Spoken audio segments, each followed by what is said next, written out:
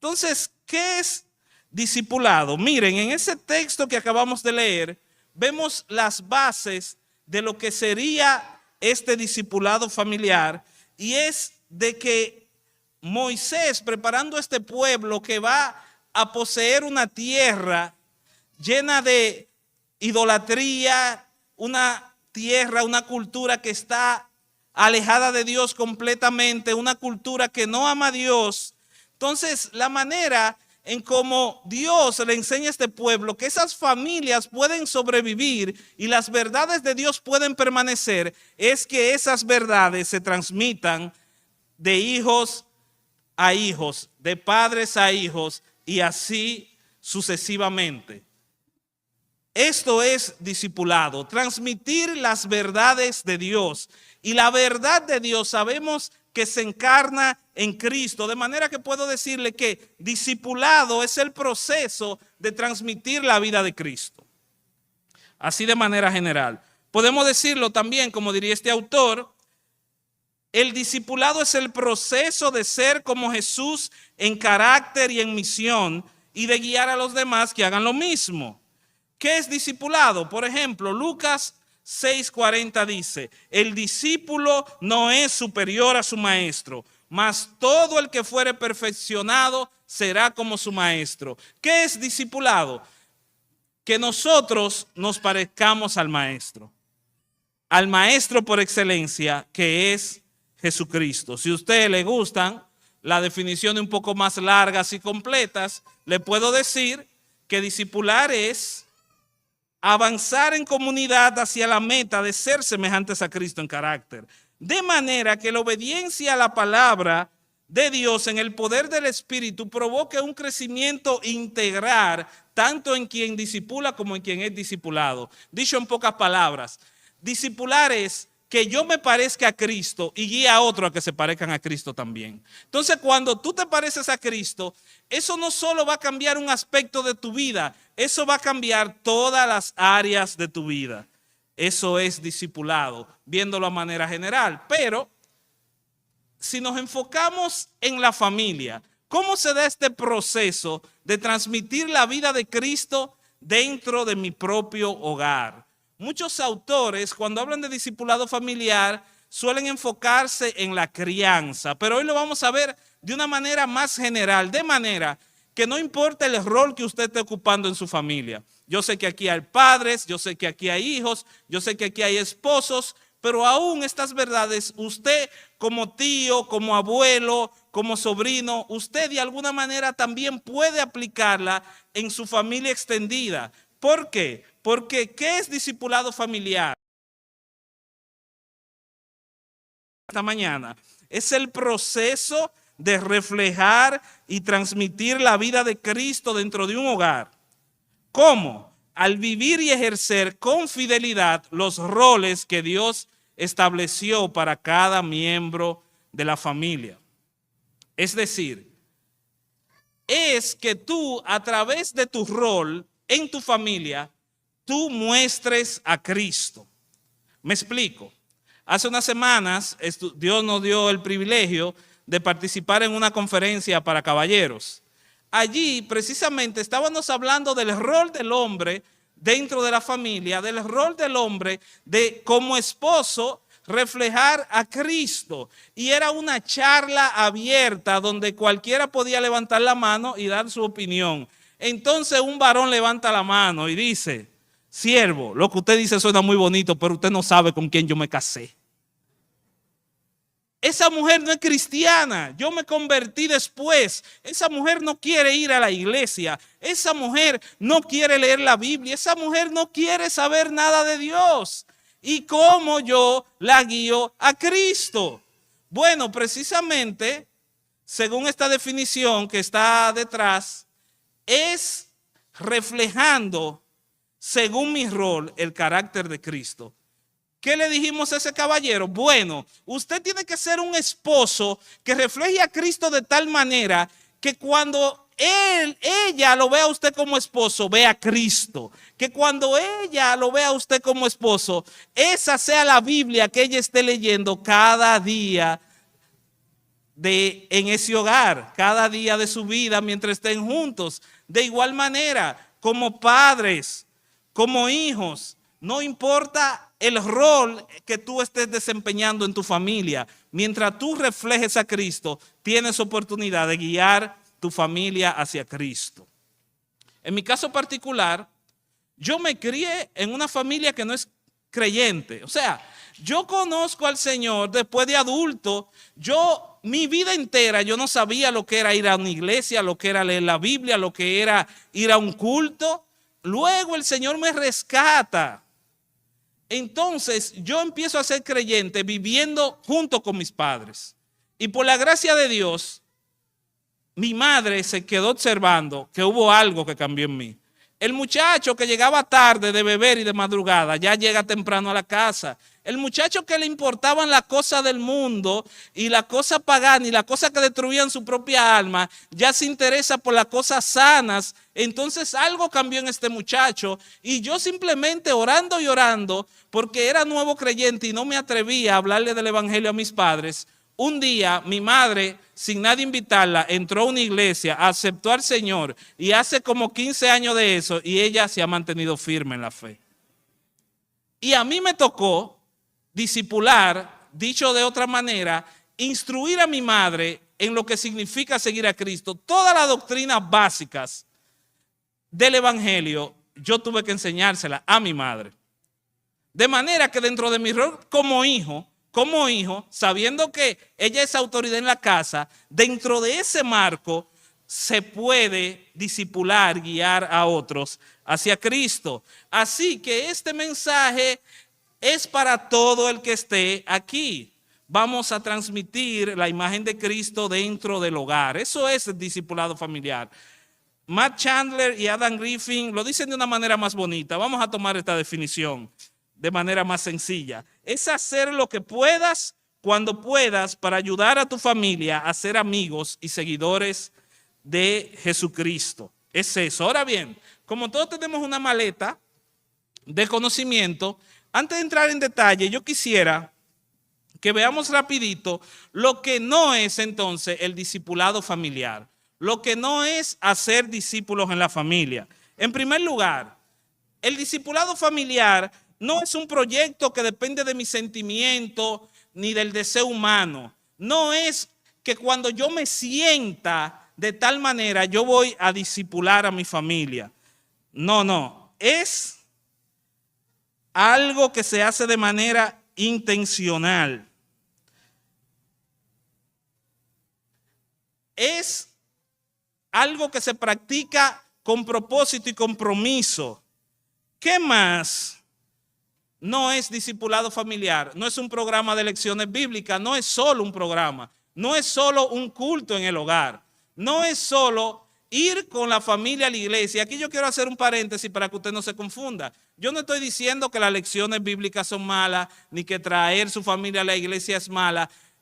O sea, eso es parte del discipulado, pero no todo el discipulado. ¿Entendieron? Leer la Biblia, llevarlo a la iglesia es parte del discipulado, pero no es todo el discipulado, porque yo le voy a decir la verdad. Usted puede leer la Biblia al muchacho, puede traerlo a la iglesia, pero si en su vida, en sus testimonios, usted no refleja a Cristo por ningún lado, eso no es discipulado. El discipulado familiar es relacional y cotidiano. Se vive en la casa, en la rutina, en la aplicación de la disciplina. Se vive cuando se celebran los logros de los hijos también. Es algo cotidiano, que se vive el día a día. ¿Qué más no es? No es una estrategia basada en la cultura o en ideología humana. No es que mi abuela crió así o que mi abuela me dio tal consejo. Es bíblico. El discipulado familiar es conforme a las Escrituras. ¿Qué más no es discipulado familiar? No es aislar a la familia del resto del mundo. Me explico.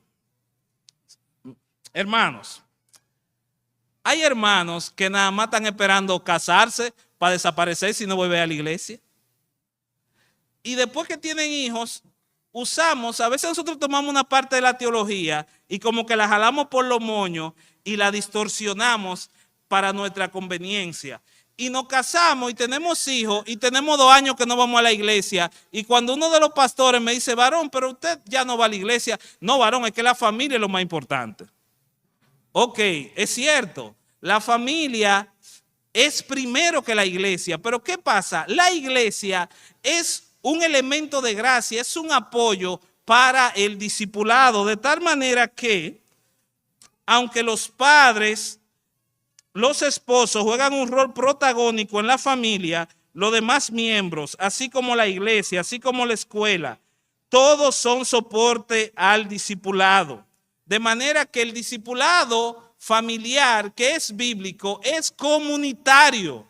Usted como esposo necesita que otros esposos también que están cargando esa carga que usted lleva también, le guíen y le ayuden. Usted como esposa también necesita de mujeres piadosas y con experiencia que le guíen. Usted para discipular su familia necesita del apoyo de su iglesia local y de otras instituciones que juegan su rol. Dicho todo esto, ¿cómo lo vamos a ver? Lo que sí es discipulado familiar, lo vamos a ver rapidito en estos 3 marcos. Uno teórico, uno de acción y uno de alcance. Entonces, en primer lugar, vamos a ver en el marco teórico cuál es el ideal de Dios para la familia. Dice aquel libro, Familia Base de una Nación, que Dios estableció la familia como roca firme de la sociedad, como el bloque fundamental para edificar a las naciones. Entonces, si la familia es el bloque, la célula fundamental para edificar a todas las naciones, evidentemente que de alguna manera la palabra de Dios, la Biblia, debería estar repleta de esta idea que moldea toda la sociedad. De manera que el concepto familia debería estar a lo largo de toda la Biblia. Y vamos a dar un paseo rapidito de Génesis a Apocalipsis, a ver si esto es verdad. Mire, desde el principio, desde antes de ser creada la humanidad, el ser humano fue concebido en la eternidad pasada por un Dios trino que coexiste en familia con él mismo. Espérate, ¿cómo así, Leandro? Es decir, que esa unidad de Dios, sabemos que dentro de esa unidad está Dios Padre, Dios Hijo, Dios Espíritu Santo. Pero esa unidad de Dios, Él coexiste con Él mismo en familia. Entonces la idea de familia no fue que 2 cavernícolas se juntaron en una cueva y dijeron tú y yo ñingui ñingui y tener hijos después. No, no, no. La idea de familia viene de Dios, no viene del hombre. De manera que a quien tenemos que acudir para hacer familia y para formar familias saludables es al Dios creador de la familia. Así que si seguimos en este paseo ya sabemos que el ser humano fue creado para vivir en familia. Hacia adelante, este ser humano creado en familia fue diseñado para que a través de la familia la imagen de Dios se divulgue. Eso es lo que vemos en Génesis. El método, realmente la gran comisión empieza en Génesis a través de la familia. Pero ¿qué pasa? Usted sabe que somos humanos y siempre metemos la pata. Llega el pecado. Pero ¿qué pasa? Aún después del pecado, aunque el diseño de Dios es distorsionado, vemos que la familia sigue teniendo una relevancia y hay cosas que hay que saber, como que el ser humano trae condenación a su familia cuando peca. Eso lo vemos a lo largo de toda la Biblia. Pero algo muy importante, Génesis 12 nos enseña que el ser humano es redimido del pecado a través de una familia, la familia de Abraham. Ahora, dice que en Abraham, que podemos bien traer esa verdad hacia nuestro tiempo y decir que en Cristo son benditas todas las familias de la tierra. Cristo vino a través de una familia para bendecir a las familias. Y podemos ver muchas cosas más, como que el ser humano tiene la responsabilidad de guiar a su familia hacia el Señor. Mi casa y yo serviremos a Jehová, dice Josué. El ser humano tiene la responsabilidad de instruir a sus hijos en la palabra y en la obediencia a esta. El ser humano, cuando forma una nueva familia y se casa, forma una unión que está diseñada para permanecer. Por cuestiones de tiempo no empezó a lanzarle versículos, pero tenemos la Biblia repleta de versículos que hablan de la familia. Y en el Nuevo Testamento lo mismo. Jesús reafirma que cuando habla acerca del matrimonio, que fuimos diseñados para permanecer en familia.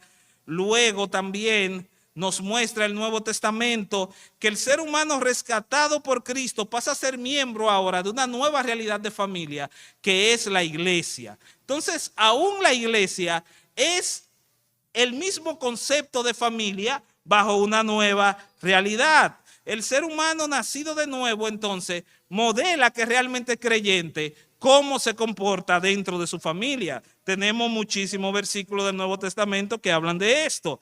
Pero ya para concluir esta parte, vemos que el ser humano glorificado tendrá la bendición de convivir con Dios en familia. ¿Qué es lo que dice Apocalipsis?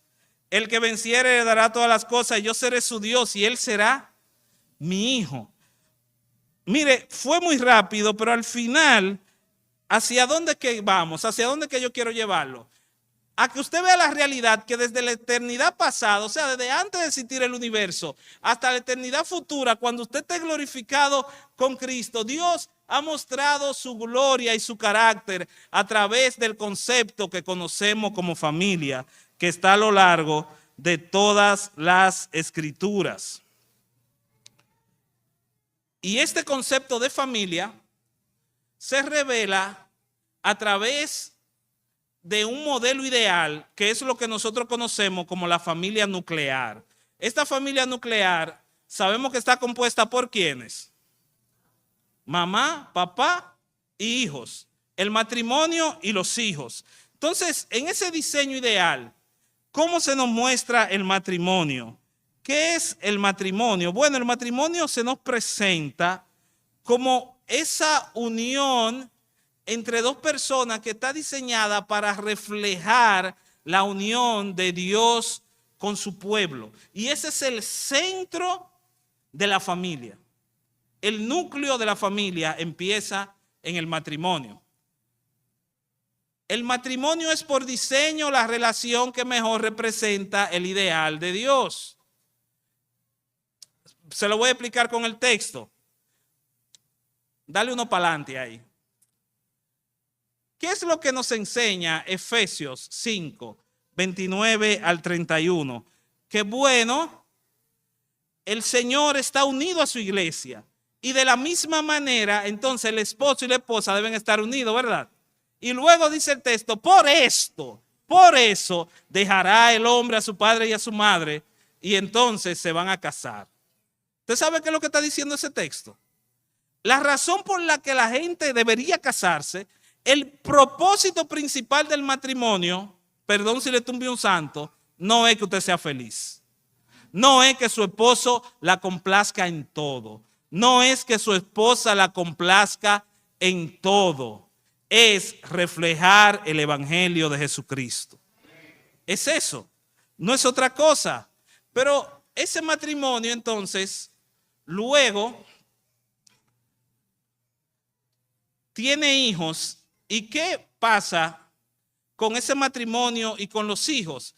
Que el matrimonio se convierte en el molde que va forjando el carácter de los hijos.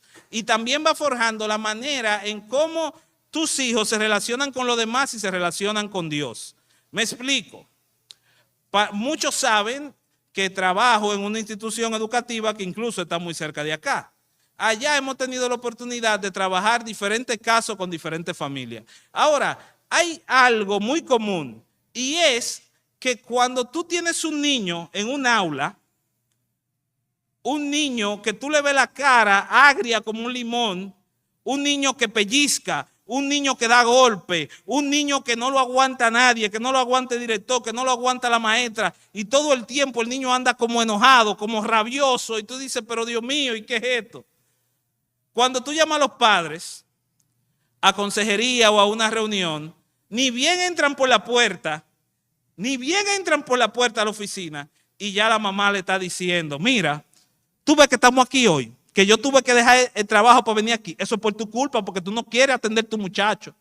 Inmediatamente el papá lo que le va a decir, no, porque mira, ¿qué habrá hecho tu muchacho? Porque usted sabe que cuando los muchachos hacen algo malo es del otro. Mira a ver qué fue lo que hizo tu muchacho.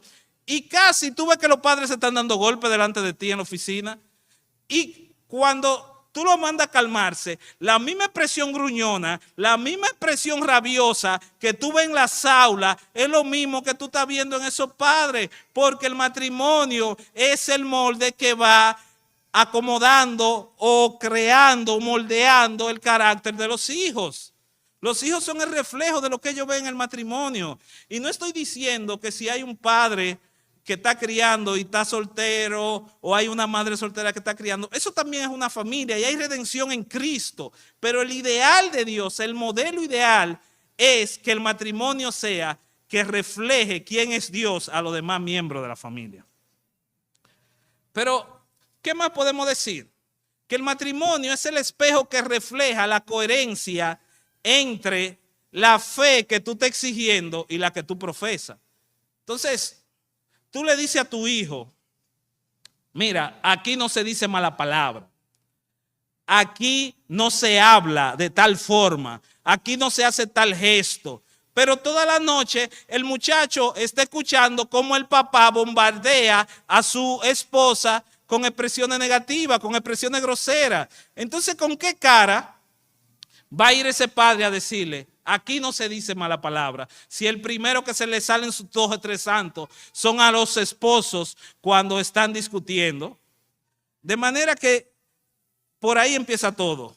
Matrimonios saludables van a formar familias saludables. Pero estos matrimonios luego deberían tener hijos.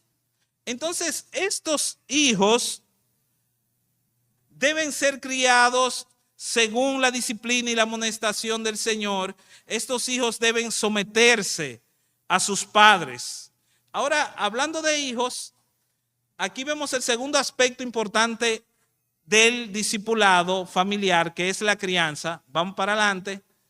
Y dice Héctor Salcedo en su libro La crianza bíblica, que es una responsabilidad solemne que Dios te haya dado la oportunidad de tú formar hijos que fueron creados a la imagen de Dios. De manera que esto es algo serio.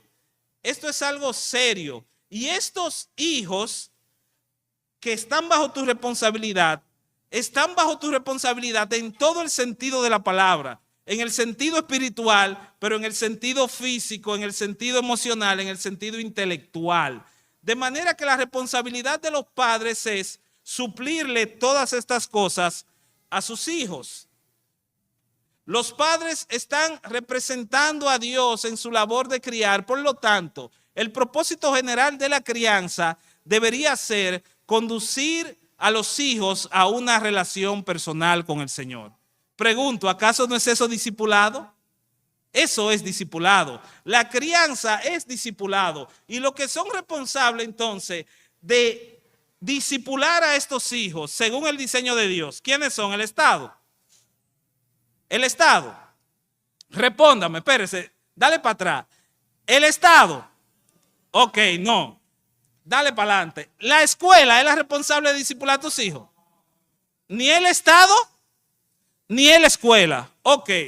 ¿Y por qué cuando no hay clases, cuando no hay trabajo y sí hay clases?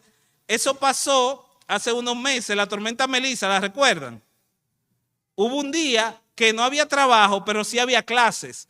Y ustedes saben que todos los padres estaban enojados con el gobierno porque dijeron, ajá, y si hay trabajo, ¿quién me va a cuidar los hijos?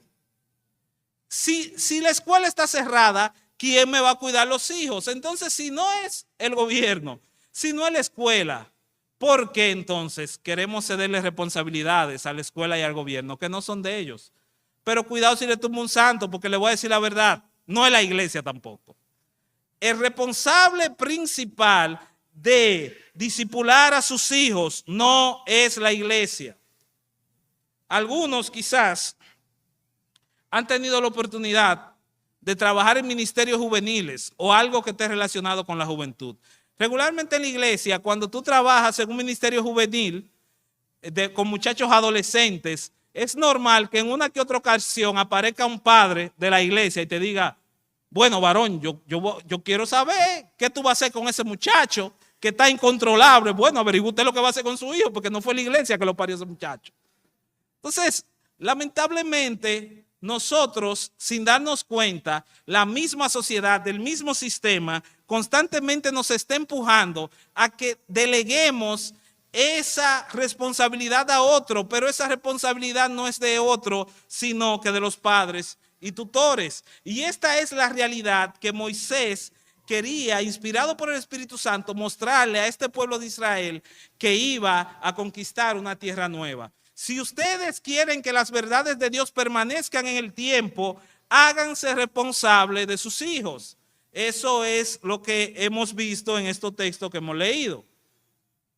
Y esta realidad de un mundo idólatra no solo fue cuestión de Canaán en tiempos antiguos, que era la tierra donde ellos iban a entrar. Esa idolatría que existió en los tiempos de Moisés sigue existiendo hoy. La idolatría es estar apartado de Dios, es amar la cosa del mundo más que a Dios. Entonces, ¿qué es lo que estamos viviendo hoy en día? Bueno, la sociedad en la que vivimos es como una Canaán moderna, llena de idolatría, cuya corrupción está arraigada en la misma cultura, de manera que corrompe cuál es el diseño de la familia. Usted ve esos muchachos, señores, pero eso da pena, aquí en Montellano. Eso fue hace como 2 días que falleció un muchacho por aquí cerca, en la zona de Montellano, en una pasola, no sé qué. Y a cada rato tú escuchas que los accidentes, tú escuchas que una fiesta, tú escuchas que un vandalismo, tú escuchas en la noticia que un muchacho de 13 años está liderando una banda, una pandilla. ¿Y qué es eso? El reflejo de que vivimos en un mundo idólatra que ha corrompido el diseño de Dios para la familia. Pero hay esperanza, mis hermanos. ¿Y cuál es la esperanza? Que aún en un mundo caído como este, aún donde estamos plagados de familias que le han dado la espalda a Dios, la iglesia ha venido a ser la familia de Dios y Cristo ha venido a ser el que adopta a los huérfanos espirituales independientemente de cuál sea su situación. Así que aún hay esperanza, aún para tú que ya criaste a tu muchacho, aún para ti que quizás tu cónyuge no es creyente. En Cristo hay esperanza porque en Cristo han de ser salvas todas las familias que crean en Él. Así que, ¿cómo logramos esto? ¿Cuál sería el marco de acción? ¿Cómo discipulamos en una familia, en una sociedad, corrupta, idólatra, que le ha dado la espalda a Dios? ¿Cómo lo hacemos? Deuteronomio 6, vemos que nos da algunos detalles de cómo ha de suceder esto. ¿Se dan cuenta? Deuteronomio 6, versículo 4 en adelante, dice: Oye Israel, Jehová nuestro Dios, Jehová uno es, y amarás a Jehová tu Dios de todo tu corazón y de toda tu alma y con todas tus fuerzas. Y estas palabras que yo te mando hoy estarán sobre tu corazón y las repetirás a tus hijos y hablarás de ellas estando en tu casa y andando por el camino y al acostarte cuando te levantes, y las atarás como señal en tu mano y estarán como frontales en tus ojos, y las escribirás en los postes de tu casa y en tus puertas. Acá vemos un marco de cómo podemos discipular nuestra familia aún en medio de una sociedad idólatra. Y lo vamos a hacer con estas 3 palabras que comienzan con C. Primero, ¿cómo lo vamos a hacer? Comunicando. ¿Cómo lo vamos a hacer? Comunicando la palabra de Dios. Segundo, ¿cómo lo vamos a hacer? Considerando a Cristo como el centro de la familia. Tercero, ¿cómo lo vamos a hacer? Conduciendo nuestro hogar hacia la obediencia al Señor. Empezamos con comunicando la palabra de Dios. Aquí, ese trozo de texto que usted ve en la pantalla es lo mismo que acabamos de leer. Y ahí vemos varios elementos que nos ayudan en cómo en el hogar debemos comunicar la palabra de Dios a los miembros de nuestra familia. ¿Cómo? Fíjese bien. Con el ejemplo. Estarán sobre tu corazón. O sea, antes de tú transmitirle esta verdad a tus hijos, a tu esposa, a tus nietos, a quien sea, primero tienen que estar en tu corazón.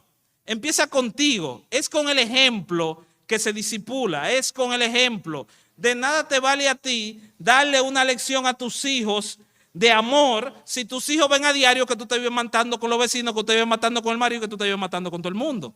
No, es con el ejemplo. Pero ¿qué más? Es con paciencia. Dice que esa palabra, ¿cuándo que tenían que leérsela? Un día. Un día.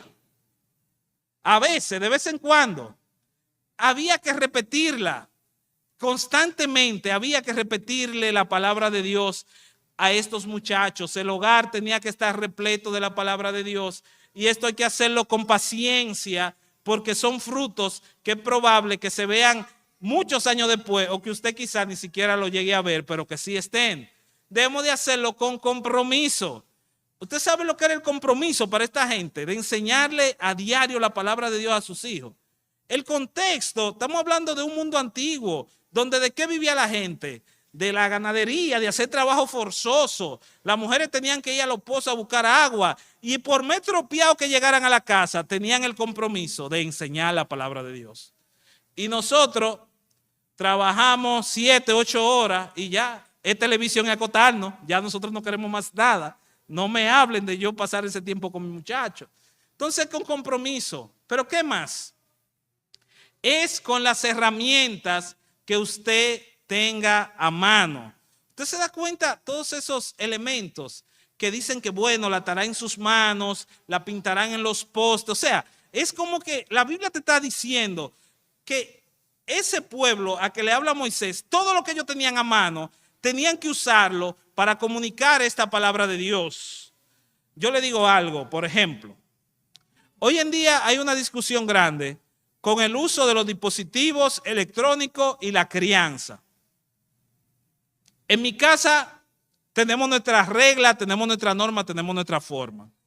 Yo no le voy a decir, yo no puedo ser tan idealista para decirle, hermano, lo ideal era que los muchachos no usen dispositivos de ninguna forma, ni que tengan acceso a internet, pero yo no puedo ser tan idealista como para decirle eso a ustedes. Lo que yo sí le puedo decir es, mi amor, mi vida, si como quiera tu muchacho va a consumir YouTube, trata de que sea cristiano el contenido, mi vida, por lo menos. Si como quiera él va a ver YouTube, trata de que sea un contenido que refleje a Cristo. Eso que vemos en pantalla son algunos ejemplos de canales que se enfocan en transmitir verdades de Dios a los niños. Y aún si es grande, o sea, si con tu esposo, con tu esposa, tú lo que vas a ver en YouTube, ve la libreta de mamá un día, ¿verdad que sí? Sí, vamos a usar las herramientas que Dios nos ha dado para alimentarnos de Cristo. Pero ¿qué más? Cuando yo veo todo eso que menciona el texto, yo veo la creatividad, como que el autor le está exigiendo, como señores, sean creativos, aprovechen cualquier espacio de la casa y pinten la palabra de Dios, aprovechen cualquier oportunidad y comuniquen la palabra de Dios, háganlo con creatividad. ¿Qué pasa? Yo hace poco terminé el Instituto La Hispaniola, que es precisamente en esas aulas que usted ve por ahí, y en una clase me tocó replicar una lección para niños de 5 a 8 años. Y me tocó Jonás.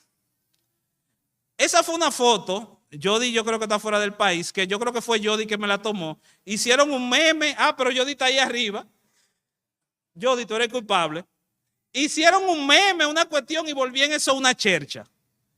Que Leandro el marinero me tiró uno por ahí. Y eso era una chercha, porque yo me vestí de marinero para hacer la lección. Pero ustedes saben que mientras yo preparaba esa lección, ustedes saben que yo pensaba, óyeme, pero la verdad que nosotros somos cabeza dura. Para yo ganarme la nota, yo busco un sombrero, yo me visto, yo busco un barco, yo busco hasta una ballena si hay que buscarla, para yo ganarme la nota. Pero ¿y a mis hijos? ¿Con qué tanto empeño, con qué tanto esmero, con qué tanta creatividad yo le estoy enseñando a mis hijos?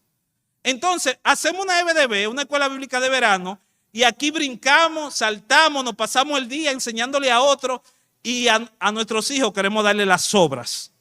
No, enseñemos la palabra de Dios con creatividad, con gracia a nuestros hijos. Pero ¿qué más? Tenemos que hacerlo con amor. La base de todo esto que nos habla el texto es el amor. Amar a Dios, y con ese amor y esa gracia del Señor tenemos que comunicar su palabra. Pero ¿qué más? Esta palabra también se comunica en comunidad. No es tú aislar a tu familia. Oye, Israel, Él está haciendo un llamado comunitario a que esa sociedad, ese pueblo, se comprometa a discipular a sus hijos, de manera que es algo comunitario. ¿Dónde? ¿En qué lugar? ¿Lo dice? ¿En tu casa? Aprovechemos el tiempo en casa para instruir a nuestros hijos en la palabra de Dios. Mire, si la sociedad le tira granadas ideológicas a tu familia, tu responsabilidad es, tú no vas a poder aislar a tu muchacho para siempre del mundo. Entonces, ¿cuál es tu trabajo? Llénalos de misiles de la palabra de Dios. Que donde quiera que el muchacho tropiece en la casa, se tope con la palabra de Dios. Que donde quiera que ande, que en cualquier momento, que la más mínima oportunidad tú la aproveches para comunicar la palabra de Dios. Y esa es la idea del texto. Oye, cuando vayas por el camino, cuando vayas por aquí, cuando tengas la oportunidad, háblale a los tuyos de la palabra de Dios. Tú lo llevaste al parque. Yo vivo cerca del Parque Central. Yo llevo a los muchachos al parque. Ay, esa paloma. A mi hija Lea le encantan los animales. Esa paloma, oh sí, esa paloma la creó Dios. Y ese Dios que te creó también puede salvarte porque tú eres una pecadorcita, mi hija. Tú. Entonces, es aprovechar cada oportunidad para comunicar la palabra de Dios. Tenemos la segunda C, que ¿cuál es? Considerando la persona de Dios como el centro de la familia. Considerando a Cristo como el centro de la familia. ¿Y qué tenemos acá? El texto nos habla de amar a Dios con toda nuestra alma, con toda nuestra fuerza. Amemos a Dios con todo. Pero ¿cuál es el contexto de ese amar a Dios? Si usted lee desde el capítulo 5 de Deuteronomio y lo lee completo, el capítulo 6, se va a dar cuenta que son advertencias contra la idolatría. Por ejemplo, Deuteronomio 6, 13 y 14, dice, y a Jehová tu Dios temerás, y solo a él servirás, y por su nombre jurarás, y no andaréis, no vas a andar en pos de dioses ajenos, los dioses de los pueblos que están en sus contornos. De manera que ese amar a Dios tiene que ver con que Dios tiene que ser lo que más tú ames para que Él sea lo único que tú adores. Porque cuando tú amas a algo más que a Dios, ese se convierte en tu ídolo. Así que, por ejemplo, Deuteronomio 5:9 es la antítesis, lo contrario del discipulado familiar. Y es que cuando los dioses falsos entran a tu casa, entonces eso trae condenación de generación en generación. Lo que yo le puedo decir con relación a esto es que cuando Dios deja de ser el centro de tu vida, tu hogar se convierte en el refugio de tus ídolos. Oye bien, cuando Dios deja de ser el centro de tu vida, tu hogar se convierte en el refugio de tus ídolos. Y la insatisfacción va a ser la tragedia de tu casa. ¿Por qué? Porque nosotros tenemos la tendencia a buscar satisfacción en todo menos en Dios. Entonces, cuando usted hace familia y usted piensa que su marido está para satisfacerle en todo, que la existencia de su marido es para que usted se sienta plena, espiritual, emocional y físicamente, usted va a fracasar porque eso no va a pasar. Cuando usted piensa que su mujer, la razón de ser de ella, es que usted esté satisfecho en todo el sentido de la palabra, usted no siempre va a estar satisfecho. Cuando usted cree que la razón de sus hijos es hacerlo feliz, que usted se sienta pleno y realizado porque tengo esposa y tengo hijos y que eso le va a llenar el alma, eso no va a pasar porque la Biblia dice que solo en Cristo es que estamos completos. En Cristo es quien estamos completos. Entonces, cuando usted intenta llenar ese hueco de Cristo con su familia, usted va a fracasar en su rol de discipular. Porque, por ejemplo, Lucas, en palabra del mismo el Señor Jesucristo, lo muestra así. Si alguno viene en pos de mí, no sacrifique el amor a su ¿qué? A su padre, ¿a su qué? ¿A su qué? Y a sus hijos, a sus hermanos y aún su propia vida, no puede ser mi discípulo. Y ahorita decíamos que para tú discipular a otro, ¿qué tú tienes que ser? Tú tienes que ser un discípulo primero. Tú tienes que ser un discípulo, y para ser un discípulo real de Cristo, tienes que amar a Cristo más incluso que tu propia familia. Si hay algo que yo quiero que usted se lleve para su casa, es esto. Para ser un discipulador de tu casa, debes amar a Cristo más que a tu casa. Para ser un discipulador de tu casa, debes amar a Cristo más que a tu casa. Porque ¿qué dice el texto que acabamos de leer? Dice que tenemos que amar a Cristo más que a nuestro Padre, ¿verdad que sí? Entonces, en mi casa yo pongo una regla. No se usa la tableta. No se usa la tableta. Pero cuando va donde los abuelos, ahí está. Y yo no me atrevo a decirle nada. Ay, porque ¿cómo yo le voy a decir a mi papá y a mi mamá que no le pongan la tableta porque después se sienten mal? No, ¿quién es el responsable principal de la crianza de sus hijos? Usted, y si usted puso una regla que no usa la tableta, aunque usted tenga que embrujarse con su padre, tiene que hablar con ellos. Tiene que amarlo más que a tu esposo. Entonces, ¿qué pasa? El esposo se le ha metido un vicio con algún juego, con una serie de internet, y resulta que tu esposo ya ni quiere ir a la iglesia, ya no quiere participar de nada, no quiere leer la Biblia, y tú como buena esposa, tú dices, hombre, yo me voy a quedar con él, acompañarlo mejor. No, tienes que amar a Cristo más que a tu esposo. Y eso es lo que va a traer el verdadero resultado en tu vida. Debes de amarlo más que a tus hijos. Entonces, a los hijos, ay Dios mío, esa ternurita, ¿cómo yo le voy a dar una pela a ese pobre muchacho, Dios mío?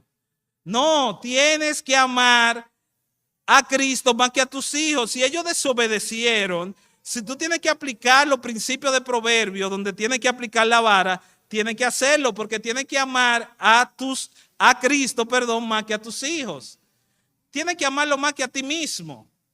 Tienes que amarlo más que al dinero. Y puse el dinero porque una tendencia que he visto últimamente es, nos casamos, tenemos hijos, pero queremos ser ricos también. Entonces, ¿qué pasa? Hay un trabajo que es fuera de la ciudad, que es fuera del país. Y la mujer, la esposa, tiene otro trabajo que está haciendo aquí. Dijimos, bueno, ¿y qué hacemos? Bueno, tú te vas para allá afuera, busca dinero, yo me quedo en el país buscando dinero, y al niño, a la niña, que lo cuide una niñera. Y usted sabe lo que suele pasar. Usted conoce el refrán que amor de lejos, felices los cuatro.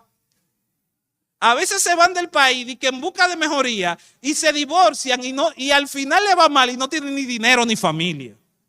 No, mis hermanos, amemos a Dios más que al dinero. Y si Dios nos ha llamado a serle fiel, si Dios nos ha llamado a ser padres y esposos responsables, sepa que la meta del creyente no es ser rico, es ser pleno en Jesús, ser plenos en Cristo.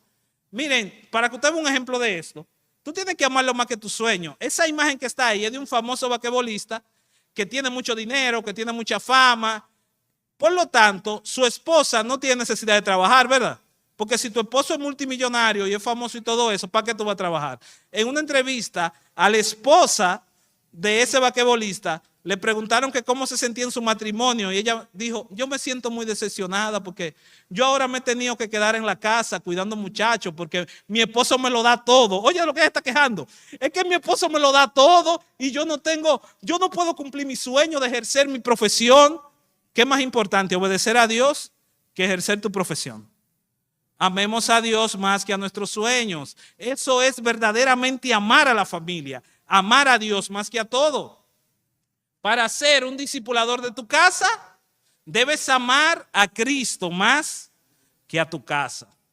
Entonces, ya rapidito, en estos minutos que nos quedan, esta está fácil porque conducir los miembros hacia la obediencia a Dios es simplemente poner en práctica todo lo que yo le dije. Es eso. Es eso, poner en práctica todo lo que le he dicho, poner en práctica sus estatutos. Entonces, cuando el padre, la madre, el esposo o la esposa no está siendo fiel a Dios, debe humillarse y pedir perdón y admitir que no está siendo fiel a Dios y buscar siempre la dirección de la obediencia a Dios. Los padres deben ser enfáticos en mostrar las consecuencias de desobedecer a Dios. ¿Ustedes saben qué es lo que está pasando? No sé quiénes corrigen aquí sus hijos con vara, porque ahora lo quieren prohibir eso también. Pero el que suele corregir a sus hijos con vara, o con cucharita de madera, o con lo que usted quiera, pero que no lo lastime, ni inflinja un daño, ni un trauma al muchacho, lo que aplican esos métodos regularmente, incluyéndome, lo hacemos por cosas egoístas. Por ejemplo, los hijos míos, yo estoy viendo el juego de Águila y Licey, ahí playado ahí en la sala. Vienen los hijos míos jugando con una pelota, ¡pam! Me rompen la pantalla del televisor. ¿Y cuál es la reacción normal de un padre? Yo sueno a mi muchacho, no, porque en esta casa no se juega, porque mira ese televisor, porque ¿quién va a pagar ese televisor? Porque ustedes no ponen ni un chele aquí en Night, mira, ustedes son unos irresponsables, qué sé yo qué, y lo pongo de castigo, y de todo, y la disciplina y todo eso. Ok, pero después, a los par de días, me dicen del colegio, que el muchacho tuyo se le está robando la merienda a otro. Eso es cosa de muchacho. Porque él le está robando a otro, ahora es cosa de muchacho, ¿verdad? Diciendo la Biblia claramente que robar es pecado. ¿Usted se da cuenta? No, que el muchacho está diciendo mentira. No, es una mentirita blanca porque eso es cosa de muchacho. Entonces, cuando el muchacho está pecando, pero cuando el pecado no te afecta a ti, es cosa de muchacho. Y cuando te afecta a ti, tú le quieres dar una pela, abusador. No, tenemos que ser coherentes. Tenemos que ser coherentes en que la disciplina tiene que ser en base a desobedecer la palabra de Dios, a desobedecer los principios bíblicos. De manera que, para terminar, ¿hasta dónde este modelo de discipulado alcanza? ¿Cuál es el marco de alcance? Este modo de discipulado abarca todas las áreas de la vida del individuo. Ese texto, puede darle para adelante, en Lucas habla de que Jesús crecía en sabiduría, estatura y en gracia para con Dios y para con los hombres. Es decir, que Jesús crecía en todo lo que tenía que ver con su ser integral, en la sociedad, en su relación con Dios, en el conocimiento que tenía y en su espiritualidad. De manera que este discipulado debe estar inclinado a esa imagen que usted ve. Es que usted guía a sus hijos en todas las áreas de su vida, tanto espiritual, el conocimiento de la palabra que ellos tengan, leerle la Biblia, como en lo físico, proveerle a ellos, que ellos estén en un ambiente saludable, cuidar su salud, como en lo social, con quién se relacionan los muchachos, con quién se relaciona mi esposo, mi esposa, así como en lo intelectual, con qué cosas se está alimentando mi hijo. ¿Con qué cosas nos estamos alimentando nuestra mente en nuestro hogar? El pastor Marrero decía en una de las clases del instituto que en la vida cristiana el discipulado se convierte en parte de todo. De manera que es así. La pregunta sería, ¿en qué área de esta tú tienes que reforzar tu discipulado? ¿En qué áreas de esta tú tienes que reforzar cómo estás criando a tus hijos? ¿Cómo es tu relación de esposo o esposa? En el área espiritual, en el área social, quizás tú con tu familia te has aislado de la iglesia y necesitas empezar a formar parte más activa de la iglesia. Quizás en lo intelectual, quizás tú y tu familia, tu esposa, tus hijos, y en la casa solamente se sientan a ver en YouTube contenido chatarra y no se están alimentando la mente, la palabra de Dios. Quizás en lo físico, en el cuerpo. Quizás tú eres un padre que le lee la Biblia, pero no le da los alimentos que necesitan tus hijos. ¿Se dan cuenta? Esto es personal. Identifique usted en qué área de esta usted necesita reforzar el discipulado. Y lo bueno de todo esto es que nada de esto se hace con su propia fuerza, sino con la fuerza de Dios en el poder del Espíritu. Este mismo material lo he impartido en algunos lugares. Y hubo en uno que al final, cuando terminó la charla, se pone una hermana la mano en la cabeza y dice, ay, mi madre, yo estoy haciendo todo mal y ahora. Sí, hermana, no. Aquí no somos expertos. Nadie es experto. El único experto en la familia es Dios. Y a Él es que tenemos que acudir. De manera que la idea de esto no es que usted se sienta abrumado ay Dios mío, yo no estoy discipulando a mi familia, no, sino que busquemos la ayuda de Dios y empecemos a accionar en base a lo que hemos aprendido hoy, porque en Cristo aún sigue habiendo esperanza. Entonces, en conclusión, esto es un llamado a que reflejemos la vida de Cristo en nuestro hogar. Reflejemos la vida de Cristo en nuestro hogar a través de los roles que Dios ha establecido en su familia. Si tu rol es como esposo, sea un esposo que glorifique a Dios, sea una esposa que glorifique a Dios. Si tú eres un hijo soltero que vive con sus padres, sea un hijo que glorifique a Dios. Si tú eres abuelo, sin tú meterte en la vida de tus hijos, sin tú interrumpir eso, tú como abuelo, tú puedes sacar una tarde para predicarle a tus nietos. ¿Usted ve? Ahora viene diciembre. Usted es un tío. En esa cena de diciembre se junta la familia, junte a los sobrinos y hágale una historia bíblica, pero haga algo para reflejar la vida de Cristo a los que están a su alrededor. Con esta frase termino y es una pregunta y un desafío para tu vida. ¿Qué harás a partir de ahora para transmitir la vida de Cristo a los miembros de tu familia? Repito, ¿qué harás a partir de ahora para transmitir la vida de Cristo a los miembros de tu familia? Cerramos los ojos y oramos. Padre bueno, Señor Todopoderoso, gracias por este tiempo. Gracias, Señor, porque tu palabra nos instruye, Señor, en cómo guiar a los demás hacia Cristo y sobre todo cómo guiar a nuestros familiares a Él, Señor. Oh Padre, mira que aquí delante de ti hay una representación de esposos, de esposas, de padres, de hijos, Señor, de tíos, de abuelos, que hemos fallado en tantas formas y tantas veces que en primer lugar queremos pedir